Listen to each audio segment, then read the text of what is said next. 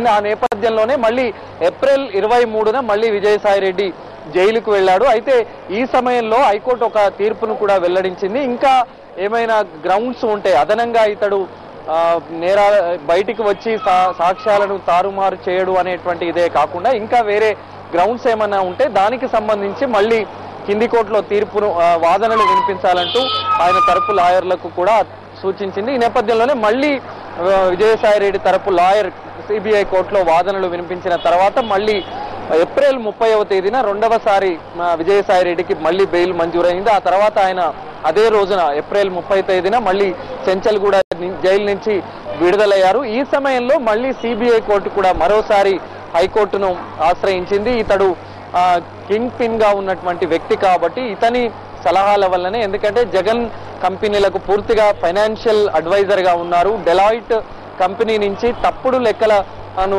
చూపించి అనేక కంపెనీలను పెట్టుబడులను జగన్ కంపెనీలోకి మళ్లించడంలో విజయసాయిరెడ్డి కీలక పాత్ర పోషించాడు. కేసు దర్యాప్తు కీలక దశలో ఉంది కాబట్టి ఈ సమయంలో విజయసాయిరెడ్డి బయట ఉంటే అనేక ప్రమాదం పొంచి ఉంటుంది అనేటువంటి విషయాన్ని కూడా సిబిఐ తన వాదనలను వినిపించింది. విజయసాయిరెడ్డి తరపు లాయర్లు కూడా హైకోర్టులో జరిగినటువంటి వాదనల్లో ఇప్పటి వరకు అతడు బయట ఉన్నప్పటికీ కూడా ఎటువంటి సాక్ష్యాలను తారుమారు చేయలేదు, సాక్షులను బెదిరించినటువంటి దాఖలాలు లేవు అనేటువంటి విషయాలను కూడా విజయసాయిరెడ్డి తరపు లాయర్లు హైకోర్టులో తమ వాదనలు వినిపించారు.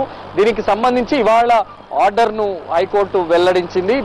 ఇప్పటి వరకు కూడా సిబిఐ స్పెసిఫిక్ గా అతడు సాక్ష్యాలను బెదిరించి తారుమారు చేసినట్టు కానీ సాక్షులను బెదిరించినటువంటి కానీ ఏ కారణం కూడా స్పెసిఫిక్ గా సిబిఐ చూపలేదు. కాబట్టి ఈ సమయంలో అతడు బయట ఉండడం వల్ల పెద్దగా జరిగేటువంటి నష్టమేం లేదు. కేసు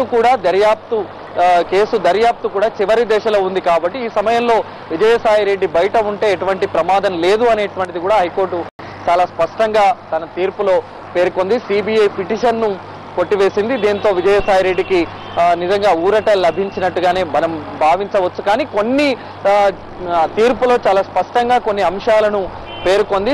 ఇలాంటి ప్రొఫెషనల్ గా ఉండేటువంటి వ్యక్తులు కొన్ని విలువలకు కట్టుబడి ఉండాలి, పారదర్శకంగా ఉండాలి, డబ్బులకు లొంగి ఎటువంటి దేశానికి నష్టం కలిగించేటువంటి విషయంలో వ్యవహరించకూడదు అనేటువంటి విషయాన్ని కూడా చాలా స్పష్టంగా చెప్పింది. మరోవైపు సిబిఐ కూడా కొన్ని సూచనలు చేసింది. తమ దర్యాప్తు పారదర్శకంగా ఉండాలి, ఎవరిని టార్గెట్ చేస్తూ దర్యాప్తు కొనసాగించరాదు, ఈ ఆర్థిక నేరాలకు సంబంధించి ఉన్నటువంటి నేరాలు దేశ భద్రతకు దేశ పటిష్టతకు పూర్తిగా నష్టం జరుగుతుంది కాబట్టి ఇటువంటి విషయాల్లో పూర్తిగా పారదర్శకంగా సిబిఐ తమ దర్యాప్తును కొనసాగించాలి.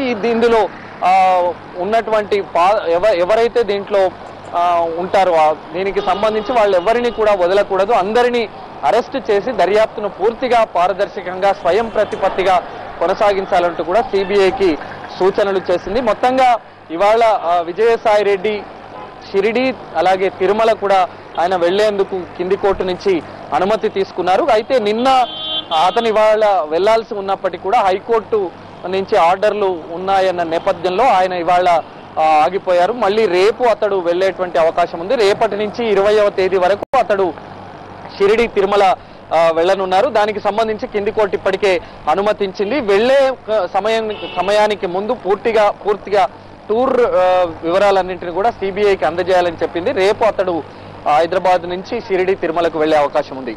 Kalyan, thank you Sharma.